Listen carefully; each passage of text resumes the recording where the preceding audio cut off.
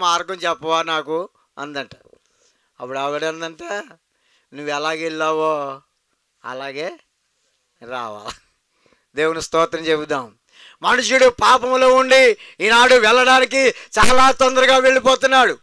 ఒక తప్పు చేయడానికి, ఒక పాపం చేయడానికి, ఒక త్రాగుడికి, ఒక వ్యభిచారానికి, లోక సంబంధమైన ఆచారాలకి త్వరగానే వెళ్ళిపోతున్నాడు. అందులోంచి బయటికి రావాలంటే చాలా కష్టాలు పడుతున్నాడు. రాలేక సతమతం అయిపోతున్నాడు. ఎలా రావాలో తెలియటం లేదు. చీకటిలో ఉంటున్నాడు. వీళ్ళకి ఎవరైనా చూపిస్తారేమో చూస్తున్నాడు, ఎవరైనా బయటికి లాగుతారేమో చూస్తున్నారు. ఎవరు లాగడానికి అవకాశాలు లేవు. ఎలాగెళ్ళావో అలాగే బయటికి రావాలంటే నీకున్న పాపములన్నిటిని నువ్వు ఒప్పుకుంటేనే ప్రభు అయిన క్రీస్తు రక్తం ద్వారా నువ్వు బయటికి రాగలవు. చప్పట్లు కూడా దేవుని స్తుతిద్దాం అందరం కూడా. హల్లెలూయా. ఆయన రక్తం ద్వారా నిన్ను శుద్ధీకరిస్తున్నాడు. నీ పాపములకు క్షమిస్తున్నాడు ఆయన. నువ్వు ఎంత దోషివైనా, ఎంత మోసగారివైనా, ఎంత అబద్ధికుడివైనా, ఎంత లోక సంబంధమైన ఆచారాల్లో ఉన్నా నీ కొరకు, నా కొరకు, మనందరి కొరకైనా ప్రాణం పెట్టడానికి ఇష్టపడ్డాడు. తండ్రి తన కుమారుడిని నీకు ఇవ్వడానికి, నీ కొరకు ఇవ్వడానికి ఈ లోకాన్ని కుమారుడిగా పంపించాడు.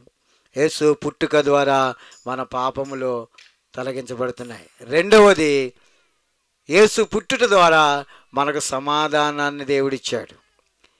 తండ్రికి కొడుకుకి గొడవ అయిందనుకో, తండ్రి కొడుకుతో మాట్లాడు, కొడుకు తండ్రితో మాట్లాడు, బిడ్డ తల్లితో మాట్లాడు, తల్లి బిడ్డతో మాట్లాడు.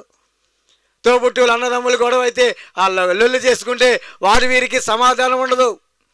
అలాగని మానవుడు పాపం చేసి దేవునికి దూరం అయిపోయి తిరుగుబాటు చేస్తే ఆ తిరుగుబాటు చేసిన కొడుకుని క్షమించడం కొరకు మరలా కుమారుడిగా ఈ లోకానికి వచ్చి ఆ తండ్రితో సమాధానం ఏర్పాటు చేయడానికి, నీకు నాకు లేక తండ్రికి కొడుకు జరిగిన లొల్లిలో దాన్ని తొలగించడానికి, సమాధానం అనే సంబంధమైన కార్యం చేయడానికి యేసు ఈ లోకానికి వచ్చాడు. దేవునికి స్తోత్రం చెబుదాం. హల్లెలూయా.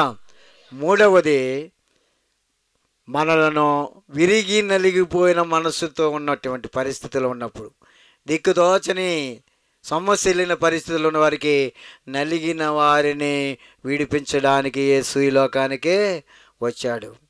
నానా విధాలైన అప్పుల చేత ఈ రోజున మానవుడు నలిగిపోతున్నాడు. కుటుంబ సమస్యలు, బిడ్డల వలన సమస్యలు, తోబుట్టు వలన సమస్యలు, ఇలాంటి సమస్యలు నలిగిపోతున్న నీకు ఏమండి సహాయం చేయడానికి ప్రభు కుమారుడిగా ఈ లోకానికి వచ్చాడు. దేవునికి స్తోత్రం చెబుదాం. హల్లెలూయా. నాలుగవది, చీకటిలో ఉన్న మనకు వెలుగునివ్వడానికి వచ్చాడు. ఈ లైట్లన్నీ ఆర్పేశారనుకోండి, మనం బాగా కనపడతామా? ఏమండి కనపడతామా? కనపడం. అందరము బాగా కనపడడానికి ఈ లైట్లు కూడా పెట్టారు. ప్రభు కూడా మనం చీకటిలో ఉన్న మనలను వెలుగులోనికి నడిపించడానికి ఆయన వెలుగుగా ఈ లోకానికైనా వచ్చాడు. ఆయన పుట్టినప్పుడు లోకములో అందరికీ తెలడానికి ఆకాశంలో నక్షత్రము కలిగింది. ఆ నక్షత్రం ద్వారా ప్రజలకు వెలుగు కలిగింది. ఆ నక్షత్రం ద్వారా యేసు ప్రభు పుట్టాడని జ్ఞానులు తెలుసుకున్నారు, గొల్లలు తెలుసుకున్నారు. అక్కడున్న ప్రజలకు, ఆ రాజుకి ఏమంటే తెలియజేయడానికి ఆకాశంలో ఖగోళ శాస్త్రజ్ఞులు పరిశోధనలు చేస్తున్నప్పుడు నక్షత్రం పుట్టింది. ఎవరైనా పెళ్లి చేసుకుంటున్నారు ఇంకా అమ్మాయికి కానీ అబ్బాయికి కానీ పేరు బలాలు చూస్తారు చూడరా. ఆ పేరు బలాలు అంటే ఏ నక్షత్రాన్ని పుట్టాడు, అబ్బాయి ఏ నక్షత్రాన్ని పుట్టింది, అమ్మాయి ఏ నక్షత్రాన్ని పుట్టిందని జాతకాలు చూస్తారు. కానీ ఏ భక్తిపరుడు ఈ లోకంలో పుట్టినప్పటికీ కూడా పుణ్యాత్మలు అనబడిన వారు, గొప్పవారు అనబడిన వారు ఏమంటే అందరూ పుట్టారు. కానీ ఎవరు పుట్టినా కానీ నక్షత్రం పుట్టలేదు. యేసు ప్రభు పుట్టినప్పుడే నక్షత్రం ఆకాశంలో వెలిచింది. నమ్మని వారు చప్పట్లు కూడా దేవుడు చూద్దాం అందరూ కూడా. అందుకని అన్నాడు, యెహోవా నాకు వెలుగాయే, యెహోవా నాకు రక్షణయే, నా ప్రాణ దుర్గమయే, నేను ఎవరికి ఎన్నడు భయపడను, నేను ఎవరికి ఎన్నడు భయపడను, యెహోవా నాకు చెప్పకూడదు కూడా వాడండి. యెహోవా నాకు రక్షణయే, నా ప్రాణ దుర్గమయే, నేను ఎవరికి ఎన్నడు భయపడను, నేను ఎవరికి ఎన్నడు. నా తల్లియు నా తండ్రియు ఒకవేళ విడచినను, నా తల్లియు నా తండ్రియు ఒకవేళ విడచినను, ఆపత్కాలమున చేయి విడవకను, యెహోవా నన్ను చేరదీయను. ఆపత్కాలమున చేయి విడవకను, యెహోవా నన్ను చేరదీయను. యెహోవా నాకు వెలుగాయే, యెహోవా నాకు రక్షణయే, నా ప్రాణ దుర్గమయే, నేను ఎవరికి ఎన్నడు భయపడను, నేను ఎవరికి ఎన్నడు భయపడను. హల్లెలూయా, హల్లెలూయా. ఒకవేళ తల్లిదండ్రులైనా విడిచిపెడతారేమో కానీ ఆయన మాత్రం మనల్ని విడిచిపెట్టడం లేదు. ఈ రోజున మానవుడు ఏమండి అవకాశం ఉంటే ప్రేమిస్తున్నాడు, అవకాశం లేకపోతే ప్రాణం తీస్తున్నాడు. ప్రేమించలేని మానవుడు ప్రాణం తీస్తూ ఉన్నాడు. కానీ యేసు ప్రభు ప్రాణం తీయడం న్యాయం కాదని, ప్రాణం పోయడం ధర్మమని నీ కొరకు నా కొరకు ప్రభు అని యేసుక్రీస్తు ప్రాణం పెట్టడానికి ఈ లోకానికి వచ్చాడు. ఆయన దేవునికి స్తోత్రం చెబుదాం. నువ్వు మాకు సంబంధం లేదు, మా దేవుడు కాదు, మా కొరకు సంబంధం లేదు, మీకు మాకు సంబంధం లేదు అనుకున్న అన్న వారందరి కొరకు ఆయన అంటున్నాడు, మీ అందరి కొరకు ప్రాణం పెడుతున్నాను అన్నాడు ఆయన. ఏ తండ్రి ఏ కొడుకు కొరకు ప్రాణం పెట్టలేరు, ఏ భార్య ఏ భర్త కొరకు ప్రాణం పెట్టలేరు. పెడతారండి? మనం బాగా ప్రేమించి మన భార్యలే మన కొరకు ప్రాణం పెట్టలేని పరిస్థితులు ఉంటే పరమ తండ్రిని దేవుడు ప్రాణం పెట్టడానికే వచ్చాడు. దేవునికి స్తోత్రం చెబుదాం. ఆస్తి ఇమ్మంటే ఇమ్మంటాడు తప్ప కొడుకు నీ కొరకు ప్రాణం పెడతాడా?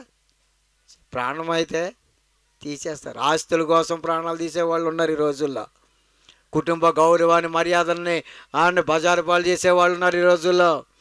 ఏమండి అన్న తమ్ముడు చెల్లి అక్క అనే తారతమ్యం లేకుండా తనకిష్టమైన రీతిగా ప్రవర్తిస్తూ కుటుంబాలను పాడు చేసేవారు ఉన్నారు ఈ రోజుల్లో. కానీ పరమ తండ్రిని దేవుడు ఒకే ప్రేమతో నీ కొరకు నా కొరకు అయినా ప్రాణం పెట్టాడు. ఆయన దేవుని స్తోత్రం చెబుదాం. హల్లెలూయా. కనుక ఈ రోజున ఆయన పుట్టుట ద్వారా మనకు పాప విమోచన కలుగుతుంది. ఆయన పుట్టుట ద్వారా మనకు సమాధానం వస్తుంది. ఏమండి ఇక్కడ అంతమందిగా కూర్చున్నాం, ఒకప్పుడు మనం అలా కూర్చునే అవకాశం ఉందా? మీరెవరో తెలదు, నేనెవరో తెలదు. కానీ నీవు నేను పక్క పక్కన కూర్చునే అవకాశం ఎవరిచ్చారు తెలుసా? నీ కొరకు పుట్టిన యేసు ప్రభు ఇచ్చాడు. దేవునికి స్తోత్రం చెబుదాం. నీవు ఒక అన్నగా ఒక సహోదరుడిగా ప్రేమించగలుగుతున్నావంటే ఆ ప్రేమ ఎవరిదంటే ప్రభు అయినా యేసుక్రీస్తుది. కనుక ప్రభు మనలను సమాధానపరచడానికి వచ్చాడు. మూడవది, నలిగిపోతున్న మనలకు విడుదలను ఇవ్వడానికి వచ్చాడు. భయపడకు. ఏ విషయంలో దేని కొరకు నువ్వు భయపడుతున్నావు? నీ కుటుంబ భారాన్ని మోయలేక భయపడుతున్నావా? నీ బిడ్డల విషయంలో భారాన్ని మోయలేక బాధపడుతున్నావా? నీ మీదకి వస్తున్న నిందలను చూసి భయపడుతున్నావా? నిన్నంటున్న మాటలను బట్టి భయపడుతున్నావా? ఏళన చేస్తున్నప్పుడు భయపడుతున్నావా? నీకేమీ లేదు, నీకు అవసరం లేదు, నీకేమీ రాదని నిన్ను నలుగురు చూసి దోషణ మాటలు మాట్లాడుతున్నప్పుడు భయపడుతున్నావా? అయ్యో నాకే దిక్కు లేదని భయపడుతున్నావా? దేవుడు అన్నాడు, నువ్వు భయపడొద్దు, నేను నీకు తోడుగా ఉన్నాను. దేవునికి స్తోత్రం చెబుదాం. నీ అన్న నీకు తోడుగా ఉండకపోవచ్చు, నీ భార్య నీకు తోడుగా ఉండకపోవచ్చు, నీ తల్లిదండ్రులు నీకు తోడుగా ఉండకపోవచ్చు, నీ తోబుట్టువులు ఎవరు నీకు తోడుగా ఉండకపోవచ్చు. కష్ట సమయంలో ఆదుకునేవాడు, కాపాడేవాడు యేసుక్రీస్తుకి ఈ లోకానికి వచ్చాడు. ఆయనే నీకు సమస్తమునకు తోడు. దేవునికి స్తోత్రం చెబుదాం. భయపడకము, దిగులు పడకము, జడియకము, నేను నీకు తోడయ్యని అంటున్నాడు. ప్రభు మనకు అభయం ఇస్తున్నాడు. దేని విషయంలో భయపడడం అవసరం లేదు. ఏదొక సమయాన్ని దేవుడు నిన్ను జ్ఞాపకము చేసుకుంటాడు. యేసేపుని అన్నలందరూ కొట్టి కొడ ప్రాణంతో గుంటలో పాడేస్తే ఆ గుంటలో ఉన్నప్పుడు యేసేపు ప్రార్థన చేశాడట. ప్రార్థన చేస్తే ఆ ప్రార్థన విన్న దేవుడు ఏమండి ఒక రాజు ఇంటికి పంపించాడు యేసేపుని. హస్తం ఆయనకు తోడుగా ఉండదచ్చేస్తాడు. ఆయన అవమానం చేత హేళన చేత దూషించబడినటువంటి యేసేపు ఒక దినాన ఏ అన్నలైతే నెట్టేశారో, ఏ అన్నలైతే కొట్టారో, ఏ అన్నలైతే తోలనాడారో అదే అన్నలకు ఒక రోజున ఆయన జీవాధారం అయిపోయాడు. చప్పులు కూడా దేవుస్తున్న కూడా భయపడద్దు, నిన్ను కృంగదీశారని, నిన్ను అవమానపరిచారని, హేళనగా మాట్లాడారని, నీకేమీ లేదు, ఎందుకు పనికిరావని నిన్ను ఒకవేళ తోలనాడుతూ ఉంటుంటే, తీసివేస్తుంటే, నిన్నెవరు ఖాతరు చేయకపోతే నిన్ను ఖాతరు చేస్తున్నాడు ప్రభువు, నిన్ను దృష్టిస్తున్నాడు. భయపడకు, నేను నీకు తోడుగా ఉన్నాను. దేవునికి స్తోత్రం చెబుదాం. అభయం ఇవ్వడానికి వచ్చాడు యేసు ప్రభు. ఈ రోజున మన పక్షంగా ఉండడానికి దేవుడిచ్చాడు. ఒక కుమారుడిగా పుట్టాడు. ఆ పుట్టిన సందర్భాన్ని బట్టి ఈరోజు సంతోషంగా ఈ కార్యక్రమాన్ని జరిపించుకుంటున్నాం. పాపరక్షణ విడుదలను దేవుడు కలుగజేశాడు పిల్లారా.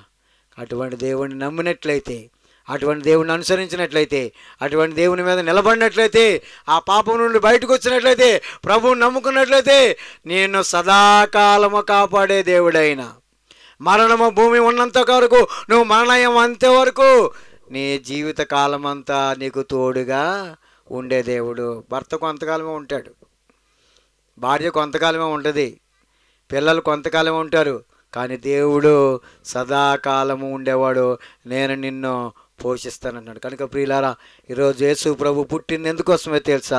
నీ కొరకు, నా కొరకు, మన కొరకు ఈ లోకంలో పుట్టింది. మొదటిగా మన పాపములను తీసివేయడానికి, రక్షించడానికి. రెండవది మన కుటుంబాల్లో మనకు సమాధానం ఇవ్వడానికి. మూడవది నలిగిపోతున్న, వేసారిపోతున్న నీకు ఆయన అభయం ఇస్తానికి, సహాయం చేయడానికి ఆయన ఈ లోకంలోకి వచ్చాడు. నిన్ను ఒక ధైర్యపరుస్తున్నాడు. భయపడకు, నేను నీకు తోడుగా ఉన్నాను. అటువంటి దేవుడిని నమ్మినట్లయితే నీవు, నీ కుటుంబం, నీ బిడ్డలు రక్షించబడతారు. నువ్వు అడిగినది దేవుడు తప్పకుండా అనుగ్రహించును గాక. ఆమేన్, హల్లెలూయా.